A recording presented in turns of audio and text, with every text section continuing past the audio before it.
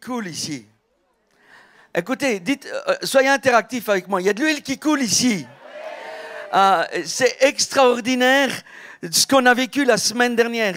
On a vécu un temps de percée. On a vécu où on a vu des adorateurs se reconnecter avec leur mandat et de leur destinée. On a vu le Saint-Esprit agir. Et l'huile est toujours en train de couler. L'huile coule sur chacun de nous. Nous sommes au bénéfice de ce qui se passe dans cette maison. Réjouissez vous, toi. Quand on chantait tout à l'heure ce chant Kadosh, Kadosh, chantait ce texte que j'ai mis dans mes notes de Habakkuk qui dit « L'Éternel, lui, est dans son saint temple et que toute la terre fasse silence devant lui. » Il y a quelque chose de la sainteté de Dieu, de la pureté de Dieu, de la crainte de Dieu qui se manifeste dans cette saison. Parce que le Seigneur veut nous emmener plus loin et plus haut. Je me suis posé la question, et on peut se poser la question, mais pourquoi on fait tout ça, Julien et Sandra? Par obéissance. Pour le réveil et la réforme. La réalité, c'est que, s'il te plaît, Darlene, la réalité, c'est qu'on se demande, il y a 4-5 ans que je suis venu ici, on m'a dit, les dubis, ils en font trop. Ils font trop de trucs, ça part dans tous les sens. Je peux vous dire que ça ne va pas dans tous les sens. Ça va dans un sens. Et quand tu vois le témoignage des vies changées, transformées, tu dis, on fait simplement ce que le Seigneur nous demande de faire. Alors pourquoi il y a une demi-heure d'annonce avec tous ces trucs? C'est parce que ça change des vies. Parce que ça transforme des vies. Bon, peut-être fait trop chaud, mais je vous ai pas là. Ça transforme des vies. L'Église est en train d'être littéralement changée aujourd'hui. Il y a une manifestation de la présence de Dieu qui vient et il y a quelque chose qui est en train d'être transformé. On m'a parlé que dans cette maison, il y a des gens qui se détournent des autels, des adorations uniques. On m'a parlé que dans cette maison, il y a des couples qui sont en train de se remettre ensemble et de se réconcilier. On m'a parlé que dans cette maison, il y a des hommes et des femmes qui ne pouvaient plus se voir, qui se demandent pardon. Des couples, des amis qui ont des relations brisées, ils sont en train de venir et de dire, il y a quelque chose qui se passe. J'ai entendu dire que dans cette maison, il y a des vies qui sont transformées. J'ai entendu dire que dans cette maison, il y a des entrailles des hommes qui sont guéris. J'ai entendu dire ici qu'il y a des hommes et des femmes qui deviennent enceintes des projets de Dieu. J'ai entendu dire que le Saint-Esprit agit ici à Annecy. Et c'est pas à propos du Gospel Center simplement, c'est à propos du puits d'adoration qui est célébré ici. C'est à propos de l'autel que nous célébrons. C'est à propos de l'endroit où nous disons et nous déclarons, il n'y aura qu'un seul Dieu, un seul autel, une seule voix, une seule famille que le Seigneur prépare. Et j'aimerais vous dire ce soir pourquoi on fait tout ça. Pourquoi on recommence en septembre à fond avec des conférences? Ce n'est pas des conférences qu'on fait. J'aimerais vous dire que c'est des convocations. Et ce n'est pas nous qui vous convoquons. C'est le ciel qui est en train de dire qu'il y a une urgence. Et que dans ces temps d'urgence, nous devons discerner ce que le Seigneur est en train de faire. Alors laissons les trucs que nous avons dans nos têtes, laissons nos bonnes idées, laissons même nos plans pour dire Seigneur, que ta volonté soit faite dans ma vie, dans cette saison. Et nous sommes, comme Lucas l'a dit, entre cette transition, entre la semaine Pure Worship, où on parle de la pureté, où on parle de la créativité, on parle de l'adoration, de l'intimité, et cette semaine où il y a des couples qui vont être transformés. Cette semaine, des vies vont être changées. Vous qui êtes venus pour Lève-toi, vous ne repartirez pas de la même manière. Vous allez repartir d'une autre manière où le Seigneur va toucher l'intériorité des entrailles. Et vous allez repartir avec des manteaux augmentés. Vous allez repartir avec des unions renouvelées. Avec des réconciliations, avec des changements. C'est pour ici et pour maintenant. Dans 1 Thessaloniciens 1,9, il est dit, tous racontent comment vous m'avez accueilli quand nous sommes allés chez vous et comment vous avez abandonné les idoles et vous vous êtes tournés vers Dieu afin de le servir, lui, le Dieu vivant et vrai. Il y a quelque chose qui est raconté sur la terre parce qu'il y a un témoignage. J'aimerais vous dire qu'il y a un témoignage dans les lieux célestes qui parle plus fort avec le sang de l'agneau, qui est en train de déclarer dans cette journée, dans cette semaine particulière où le Seigneur ouvre nos livres de vie et il dit « Je vais inscrire quelque chose de nouveau ». Il y a quelque chose de nouveau qui va être imparti et être libéré du ciel sur la terre. C'est un temps vraiment de dévoilement où les mystères cachés de tout temps et de toutes ces générations vont être révélés pour ceux qui se tiennent dans les bains d'huile. Nous sommes dans une saison d'Esther où, comme Esther a été plongée pendant 12 mois dans les bains de nettoyage, de sanctification, dans l'huile de la présence même de Dieu, le Seigneur dit que c'est un temps maintenant où il veut nous plonger dans la présence du roi. Il veut nous préparer pour que nous puissions entrer et nous préparer pour que nous puissions rentrer dans cette rencontre avec le roi. Nous ne rentrons pas devant le roi de n'importe quelle manière. Nous rentrons d'une manière où nous nous sommes préparés. Nous sommes dans des temps de préparation où le Seigneur est en train de nous émonder. Il est en train de faire quelque chose. Vous avez vu ce vase? Il est brisé. Il y a combien ici qui sont dans cet état aujourd'hui? Vous ne repartirez pas de la même manière dans le nom puissant de Jésus. Vous allez être reconstruits dans cette semaine. On ne peut rien faire avec ça. C'est cassé. C'est brisé.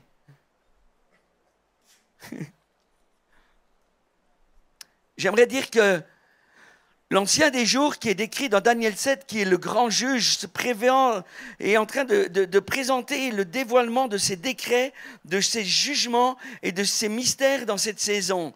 Et ce dévoilement, il nous parle de l'identité dans l'union en lui. Il nous parle du dévoilement du mandat, de notre destinée, de sa sainteté et d'ascension céleste. Il nous parle de quelque chose qui est en train de s'établir sur la terre. L'épouse est en train de se présenter. Le Seigneur ne viendra pas chercher l'Église dans cet état-là. Il ne vient pas chercher une Église. Il vient chercher une épouse qui va être unie en lui, à l'intérieur de lui. Père, Fils et Esprit. Et nous sommes attendus à nous présenter devant lui, dans sa présence, dans les lieux célestes. C'est là où il peut faire quelque chose. Le Seigneur est en train de déplier les cieux devant nous. Il descend au milieu de nous une fois encore ce soir, cette semaine et les jours à venir, parce qu'il ne se contentera pas de l'endroit où nous sommes. De l'endroit où nous sommes.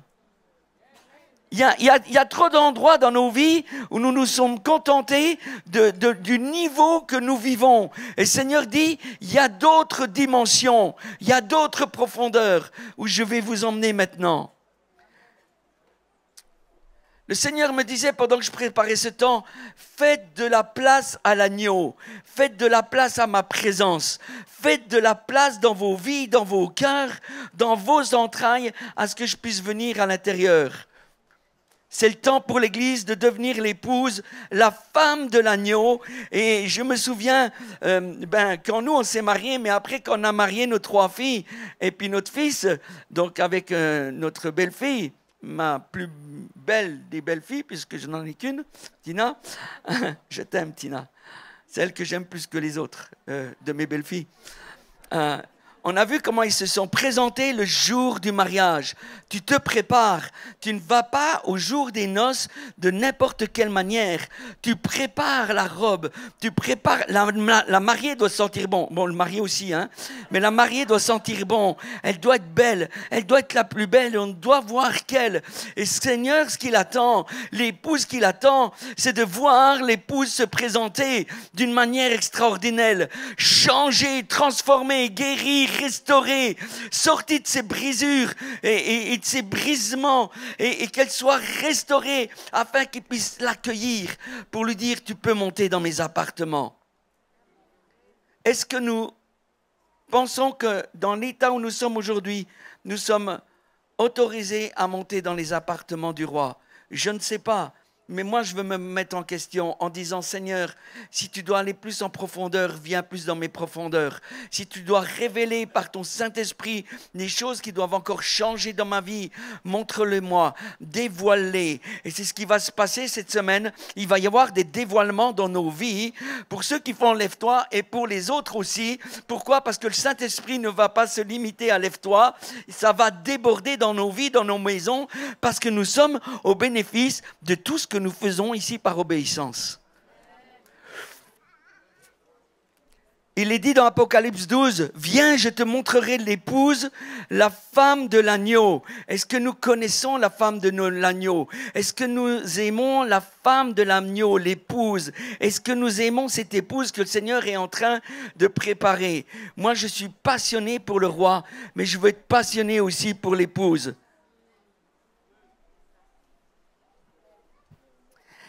Et il y a un cri du ciel qui est en train de dire, viens. Il dit, viens, c'est une invitation.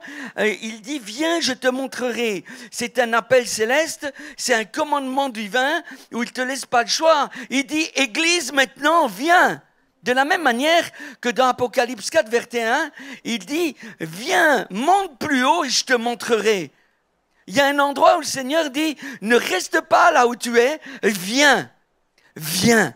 Viens dans ma présence, viens, je vais te guérir, viens, je vais te changer, viens, je vais t'augmenter, viens, je vais t'emmener vers ton frère et ta sœur et vous allez vous réconcilier. Il n'est pas acceptable que dans une maison, il y a des gens qui n'osent pas se croiser, qui n'osent pas se voir parce qu'il y a des choses qui les ont, il y a des offenses qui les ont brusquées et ça a brisé des relations. Nous disons dans le nom de Jésus que c'est temps que la famille soit une. La famille n'est pas divisible. Nous ne pouvons pas être divisés. Nous ne pouvons pas rester avec des offenses toute notre vie parce que l'autre ou l'un ou l'autre t'a mal parlé ou parce qu'il s'est passé des choses. Il s'agit de se repentir, de se demander pardon et de repartir et de se remettre dans la famille. Tu ne peux pas sortir du filet de la famille. On fait partie de la famille. Alors il dit viens et c'est un commandement divin. Et le Seigneur convoque tous ses enfants, ses fils et ses filles dans sa présence parce qu'il s'agit de parler plus que de l'épouse, il s'agit de la voir dans la gloire. On ne veut pas simplement parler de l'épouse, on veut la voir. Je prie dans le nom de Jésus que nos yeux spirituels soient ouverts afin que nous voyions cette épouse que le Seigneur prépare. L'épouse que le Seigneur prépare, elle se prépare. C'est la raison pour laquelle on fait Lève-toi, Ésaïe 61.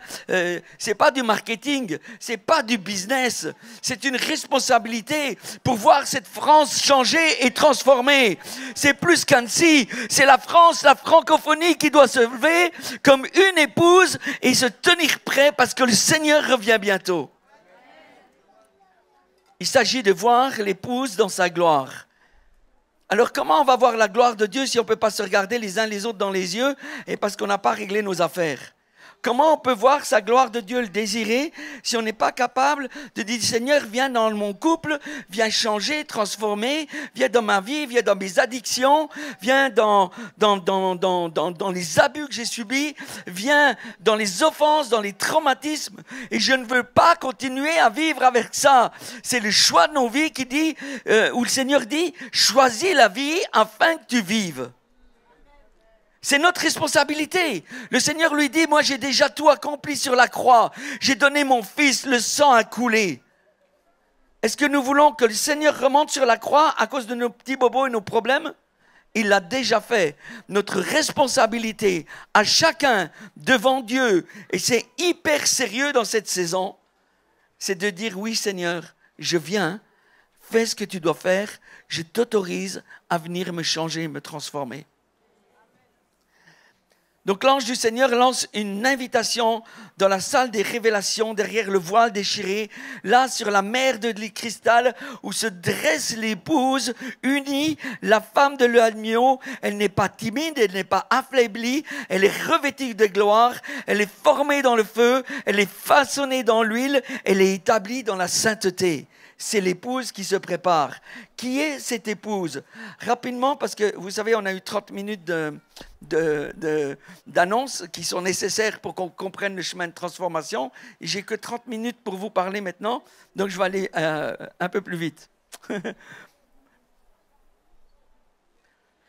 L'épouse de sang, elle est transformée. Elle est lavée dans les eaux de la repentance. Elle est parfumée dans les chambres du roi, comme Esther pendant les 12 mois où elle s'est préparée. Dans l'onction, il est dit dans Esther 2 que chaque jeune fille se préparait avec de la myrrhe, de l'huile de myrrhe et des aromates.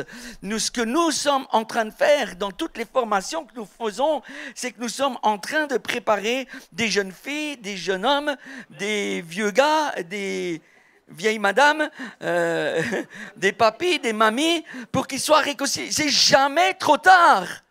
Nous disons, c'est ici et maintenant. Déclare-le dans ta vie, c'est ici et maintenant. Il faut le vouloir avec plus de passion encore. L'épouse qui se prépare, j'aimerais vous dire ce qu'elle est. Elle est radicale dans son abandon. Elle est incendiaire dans son amour. Elle est sacerdotale dans ses fonctions. Elle connaît l'ordre sacerdotal. Elle ne mendie pas une visitation. Elle gouverne assis depuis les lieux célestes avec l'agneau.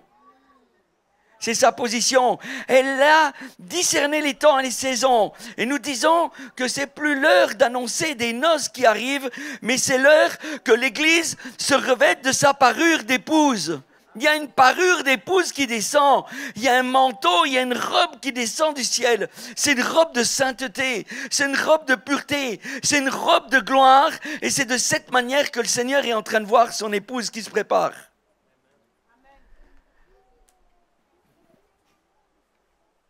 Elle ne se prostitue pas avec le système du monde.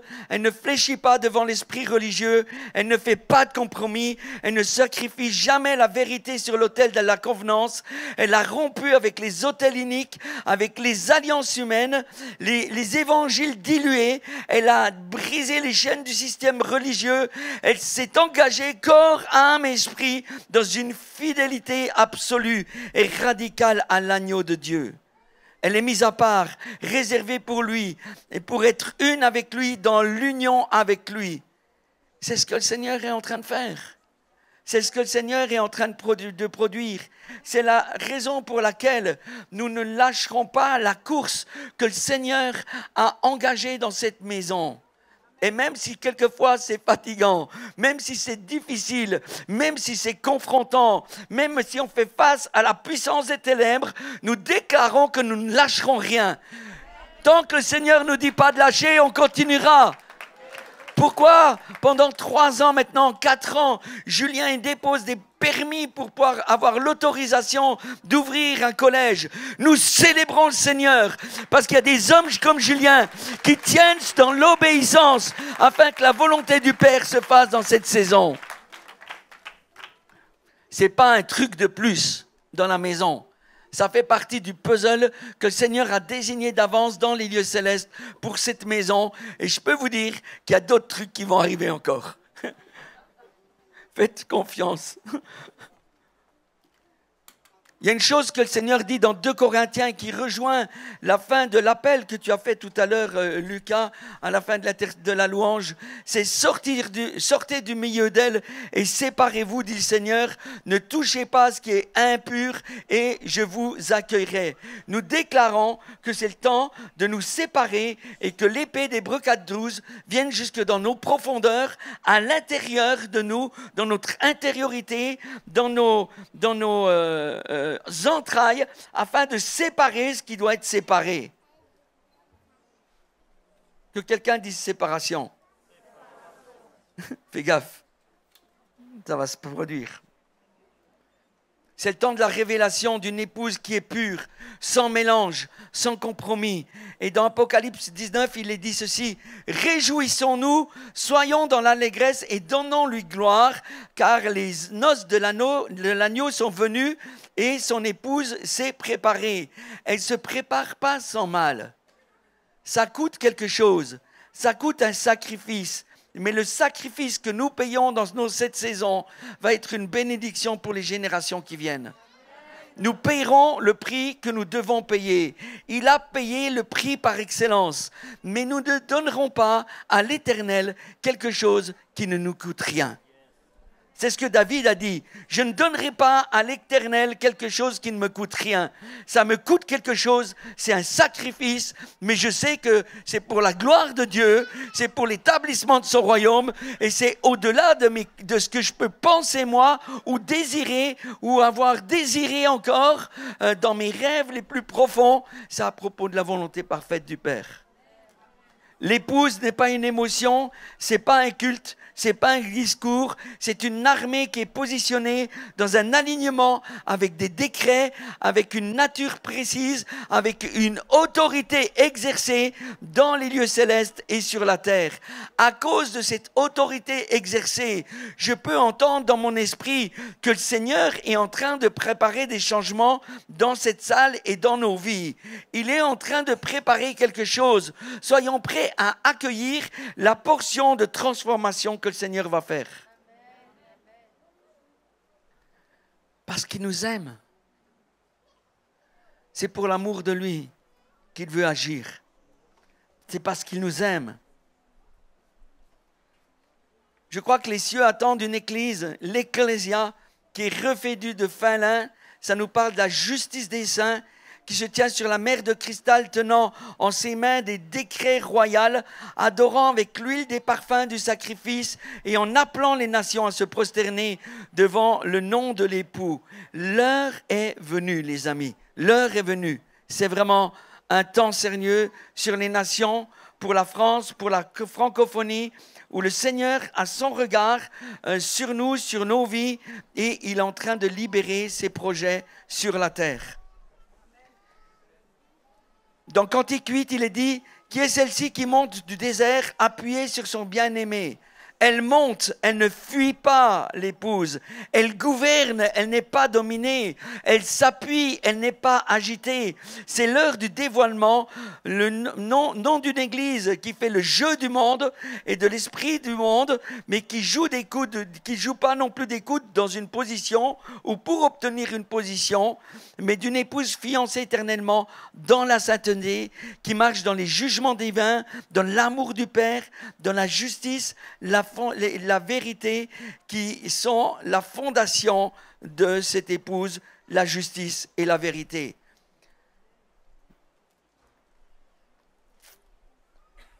Encore quelques mots sur l'épouse, mais l'épouse n'honore pas de loin, elle honore de près. Elle est collée au cœur du roi. Elle ne ment pas avec ses chants. Elle vit ce qu'elle déclare. Elle a une vie sur l'autel de l'Éternel. Elle a une vie sur l'autel de feu, de vérité et sur l'autel du sacrifice. Elle choisit la justice même si cela lui coûte tout. Même si cela lui coûte tout.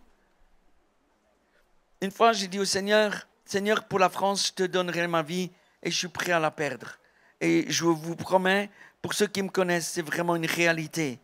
Mais nous devons tout être prêts à donner, à sacrifier pour voir quelque chose être changé, transformé.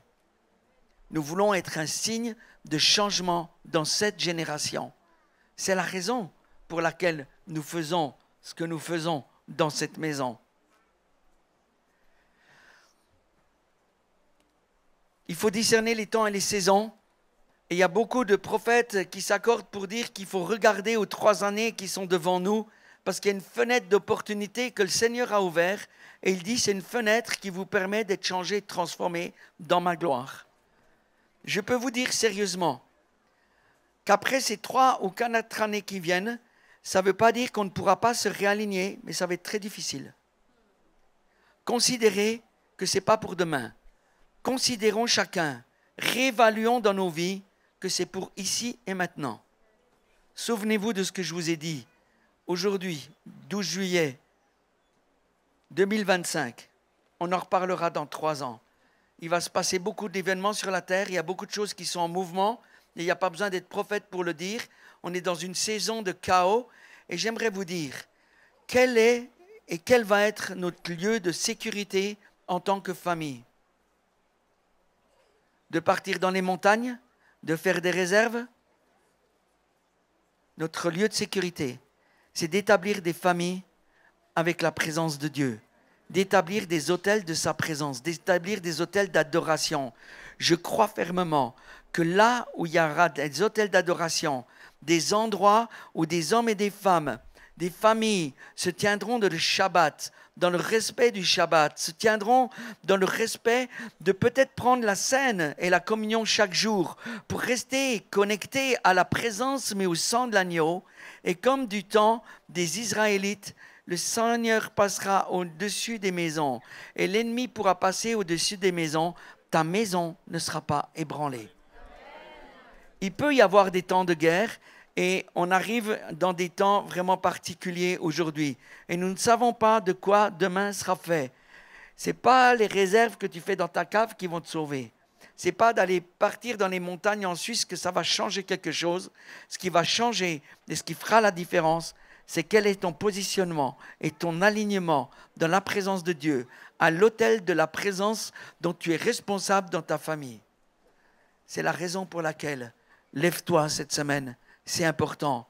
Parce que si le Seigneur, pas si, quand le Seigneur, cette semaine, va changer, transformer des vies, ça va donner l'opportunité de rétablir l'autel de la présence, de rétablir un autel d'adoration dans vos maisons, des lieux de protection que rien ni personne ne pourra toucher. Le Seigneur a des anges à libérer pour nos vies, pour nos familles, dans nos maisons. Il y a des échelles de Jacob qui sont disponibles et ta maison doit être un lieu de la présence de Dieu. Ça va être là pour notre protection. Je crois que c'est le temps de revenir à la crainte de l'Éternel, à la consécration, à la pureté, de réparer l'autel de l'adoration, de restaurer les prières d'intercession, d'équiper les saints, la former des sentinelles, former des fils et des filles adoptés, des sacrificateurs et des messagers de feu, de sortir du compromis, de la tiédeur, des distractions, des idoles modernes, de se préparer aux secousses, à la moisson, aux persécutions et à la gloire à venir, se préparer dans l'huile des parfums chaque jour et autoriser le Saint-Esprit à opérer dans les profondeurs. Il est dit dans 1 Pierre 4, 17, car c'est le moment où le jugement commence par la maison du Seigneur. Il y a un jugement qui commence dans les endroits où tu as été averti. Quand tu ne sais pas, tu ne sais pas.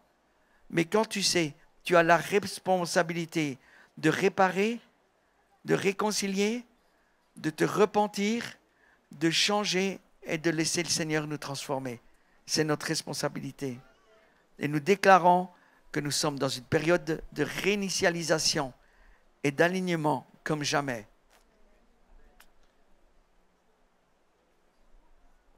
Le Seigneur, il a de l'huile précieuse. Mais tous les vases ne sont pas prêts. Il y a des vases brisés. Et nous avons besoin de l'huile. Parce que sans l'huile, nous ne pourrons rien faire.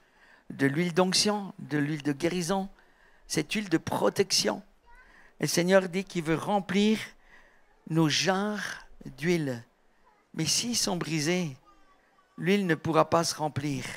Et s'ils sont cassés, s'il y a des brisements, le Seigneur dit maintenant c'est le temps où je vais réparer. Il va réparer avec de l'or. L'or, la gloire de la réconciliation, la gloire du changement, la gloire de la transformation, la gloire de la guérison. Il n'y a rien, les amis. Il n'y a aucune offense, aucun trauma, aucun abus que le Seigneur ne peut pas transformer et changer pour sa gloire. Il va prendre les œuvres de l'ennemi, il va renverser les autels iniques, il va relever sa gloire dans nos maisons.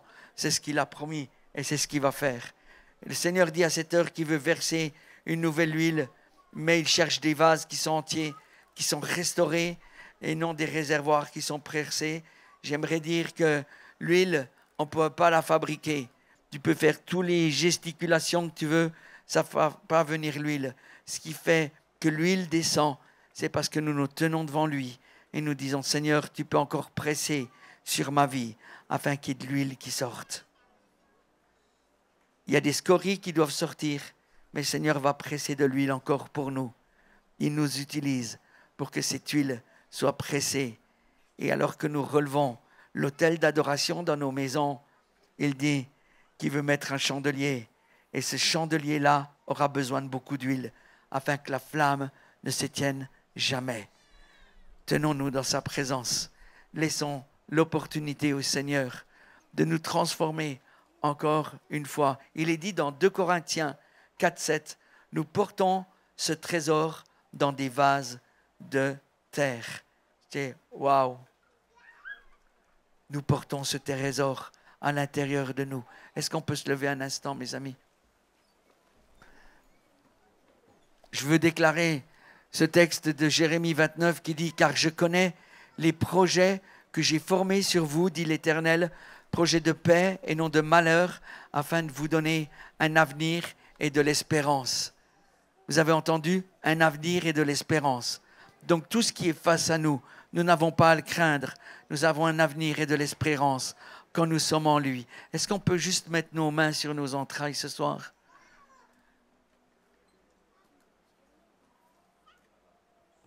Seigneur, merci parce que tu veux enclencher quelque chose de nouveau. Et à l'horloge du ciel où tu as décrété des choses dans nos vies, alors que tu as ouvert nos livres de vie et que tu veux inscrire quelque chose de nouveau. Là où l'ennemi a déclaré des accusations, toi tu es en train de déclarer la vie. Et nous voulons dire, et nous déclarons dans le nom de Jésus, Seigneur, je te dis oui. Disons-le avec nos bouches. Je te dis oui, Jésus. Oui pour cette semaine. Pour ceux qui font lève-toi et pour les autres, tout le monde va être au bénéfice. Oui, Jésus, je t'autorise à venir à l'intérieur, dans mes entrailles, dans les profondeurs, afin que tu viennes tout transformer.